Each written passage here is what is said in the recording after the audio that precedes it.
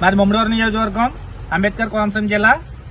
నిన్న ఏదైతే ముద్రగడ పద్మనాభరెడ్డి గారు ఒక పాలేరు కాపుని పరామర్శించడానికి ఇంటికెళ్లి అక్కడ బయటకు వచ్చిన తర్వాత కాపులంతా కూడా ఈ ప్రభుత్వం వచ్చిన తర్వాత చాలా ఇబ్బంది పడుతున్నారని చెప్పి ఆయన ఏదైతే కొన్ని వ్యాఖ్యలు చేశారో ఆ వ్యాఖ్యలకు ధీటుగా మేము సమాధానం చెప్పదలుచుకున్నాం కాపు యువత తరపుని.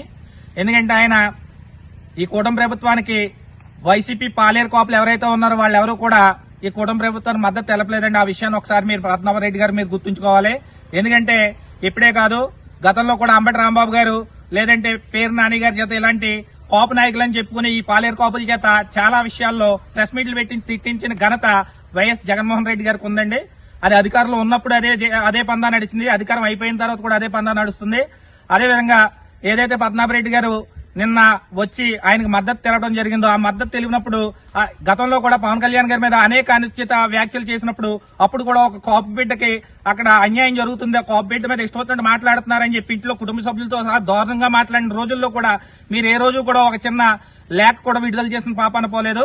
ఈ రోజున ఎవరో పాలేరు కాపు అమనాభూతులు అంటే ప్రభుత్వంలో ఉన్నటువంటి ముఖ్యమంత్రి ఈ రాష్ట్రానికి ప్రధాన పౌరుడైనటువంటి వ్యక్తిని అమనాభూతులు తిడుతూ ఇంట్లో ఆడవాళ్ళతో సహా ఇష్టం వచ్చినట్టు మాట్లాడితే ఆ వ్యక్తికి మద్దతు తెలపడానికి మీరు కాపు యువత కాపుల తరపున మీరు వెళ్లడం అనేది చాలా దౌర్భాగ్యం అని చెప్పుకోవాలి. ఎందుకంటే దీన్ని మేము తీవ్రంగా కాపు యువత తరపున ఖండిస్తున్నాం.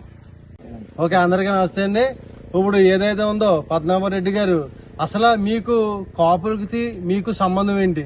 గతంలో మీరు కాపులు అన్నమాట వాస్తవం అని అనుకునే వాళ్ళు మేము, కానీ మీరు ఉప్మారెడ్డిగా పేరు మార్చుకుని పద్మనాభరెడ్డి గారు రెడ్డిగా మార్చుకుని ఇవాళ కాపుల గురించి మాట్లాడడానికి మీకు ఏం హక్కు ఉందని మేము ప్రశ్న కాపు యువత కింద.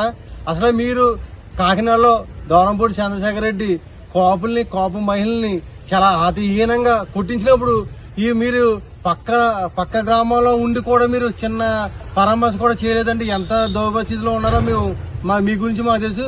మీకోసం మీరు ఒక పిలిపిస్తే ఎంతో మంది యువత మీకోసం ఎన్నో రోజులు కష్టపడి మీ మీటింగ్ సక్సెస్ చేయడానికి ఎన్నో పాటలు పడి ఆ రోజున మీటింగ్ వచ్చి మీ మాట అనుసరణ ఎన్నో కేసులు మేము మా మీద వేసుకుని కోట్ల చుట్టూ తిరిగాం.